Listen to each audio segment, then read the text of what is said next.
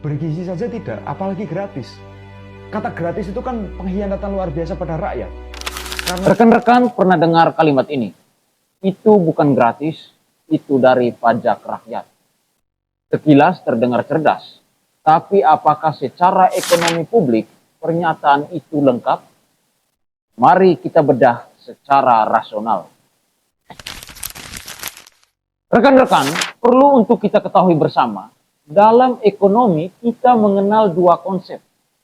Yang pertama yaitu gratis secara langsung, zero price to user. Dan yang berikutnya adalah gratis tanpa biaya sama sekali.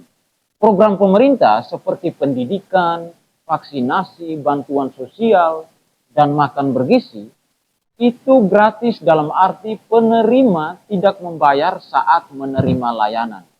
Ini perlu dicermati dengan baik. Bukan berarti tidak ada biaya produksi. Biaya tetap ada, sumbernya dari pajak. Dan memang itulah fungsi pajak dalam negara modern. Ini perlu kita pahami bersama rekan-rekan. Dan dalam teori keuangan negara, pajak mempunyai 3 fungsi. Yang pertama fungsi alokasi. Fungsi alokasi itu untuk membiayai barang dan jasa publik. Lalu fungsi distribusi untuk mengurangi ketimpangan, dan fungsi stabilisasi, yaitu untuk menjaga ekonomi tetap stabil. Ketika pemerintah membiayai program sosial dan sumbernya dari pajak, itu bukan manipulasi.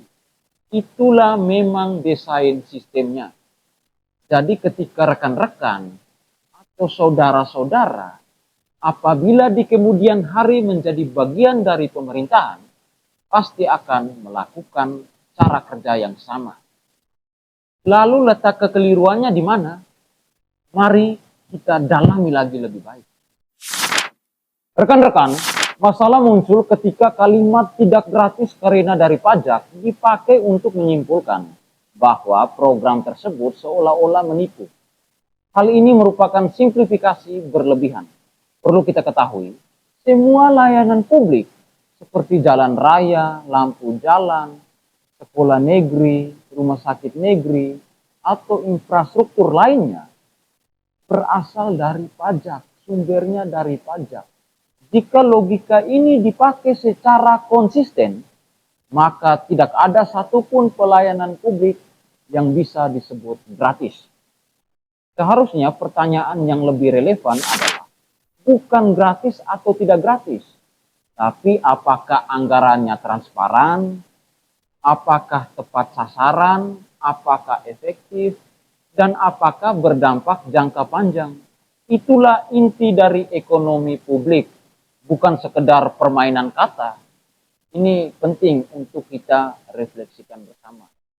Kira-kira bagaimana menurut pendapat Anda? Tulis pendapatmu di kolom